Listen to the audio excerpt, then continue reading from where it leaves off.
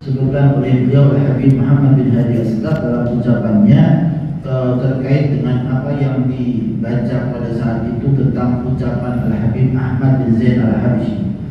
Beliau membahas tentang masalah kehadiran seseorang di dalam sholat. Beliau menyatakan bahwa seseorang ketika merasa tidak mampu untuk hadir di dalam sholatnya, supaya bisa hadir sempurna, dia merasa tidak mampu untuk melakukan semacam itu, maka beliau mengatakan huwa ainul hudur. Itulah yang namanya kehadiran yang sesungguhnya. Orang yang hadir sesungguhnya itu adalah orang yang merasa tidak mampu hadir. Kan seperti itu. Itu namanya hadir. Kadang kita ini sholat dan kita tidak merasa hadir atau tidak. Nah, ketika kita ini dikasih sama Allah Subhanahu wa Ta'ala perasaan, kok kita tidak bisa hadir ya? Kenapa kita ini nggak bisa khusyuk di dalam hati kita?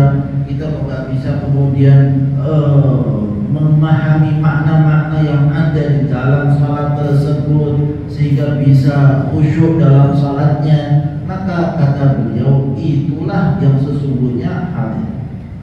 Itu sudah namanya hadir. Ainul hudur ada di situ.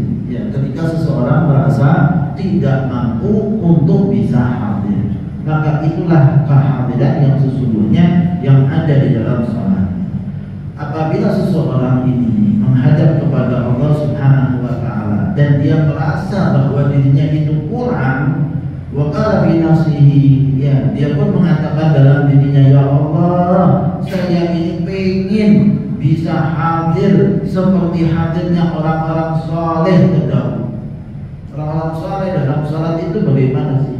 Kisahnya kita dapati seperti Sayyidina Ali Zainal Abidin ketika salat, rumahnya sekitarnya kebakaran, tapi ternyata beliau tetap saja dalam salatnya. Ada orang panggil beliau supaya menyingkir dari tempat tersebut, tapi beliau tetap saja dalam sholatnya. Kok bisa? Gak dengar itu kok bisa? Orang sibuk sekitarnya dengan keadaannya, tapi beliau dengan halnya sendiri. Nah, ini kan orang-orang yang soleh, orang-orang yang dekat kepada Allah, mereka bisa sampai pada keadaan semacam itu. Sudah terhipnotis mereka ini. Gak dengar, gak lihat, gak berperasaan kepada orang kejadian yang ada di sekitarnya. Begitu pula orang-orang saleh yang lainnya. Kita dengar cerita bahwa ada orang sakit yang mana perlu dioperasi. Maka dikatakan, gimana ini?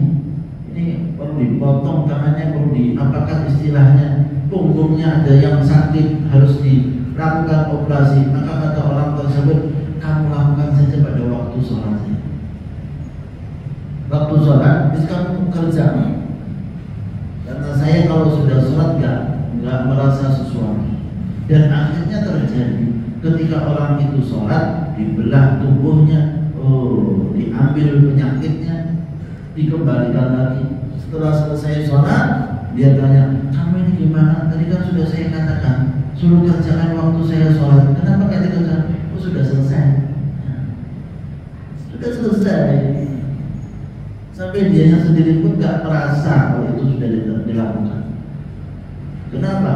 Ini berarti ada sesuatu yang luar biasa dalam sholat mereka, khusyuk mereka. Oh ya, kita nggak bisa. Kita ini waktu sholat Allahu Akbar, hutang ada, ya, pasar, dolar kok naik turun, ya, bingung sudah. Ini nanti mau janjian sama orang, nanti mau ngomongnya begini, itu semua malah direncanakan dalam sholat. Itu setiap sholat isinya itu terus, ya, ganti-ganti, ya. Gimana nih? Ya, kalau kita merasa kurang, ngomong sama Allah Subhanahu wa Ta'ala, merasa kurang, merasa nggak benar lah dalam sholat kita ini, nggak merasa nikmat, maka silahkan. Itu ada kitab namanya Sholatul Muqarrabin, sholatnya orang-orang yang dekat kepada Allah Subhanahu wa Ta'ala. Al-Habib Hasan bin Shalih Al-Bahar, beliau itu karang kitab tersebut.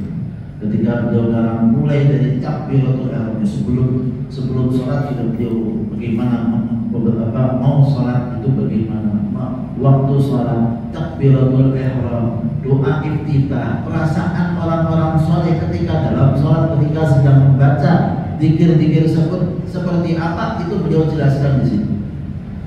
Sampai tasyahud akhir bagaimana, sampai salam itu bagaimana, itu semua beliau utarakan di dalam kitabnya.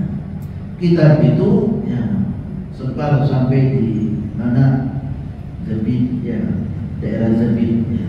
Beliau waktu itu sedang melakukan ibadah haji dan di daerah Yaman Utara, ya, Yaman Utara itu ulama-ulama banyak di sini. Maka dibaca kitab tersebut, sedangkan Habib Hasan bin Shalih Al-Bahar datang mau haji lewatnya sini, singgah di tempat sini bersama dengan muridnya. Maka sang syekh ketika sudah baca kitab tersebut di hadapan murid-muridnya, ini orang yang mengarang kitabnya pasti sudah merasakan, bukan hanya mensifatkan, tapi sudah merasakan. Kata sang murid, mungkin dia hanya sifat-sifat saja lah. Orang biasanya kan ngarang sambil membayangkan sesuatu. Enggak, katanya ini orang sudah merasakan, sudah sampai di situ sehingga dia bisa cerita. Dia bisa cerita seharusnya bagaimana sih perasaan orang yang soleh. Muridnya ngomong, ini saya tak ngomong ya, kamu ada di sini. Dia orang-orang soleh semacam ini sudah mengarang kitab, gak pingin tersohor dirinya. Kalau kita kan hak cipta, dilindungi oleh undang-undang. Kalau enggak tuntut sampai ya, miliaran.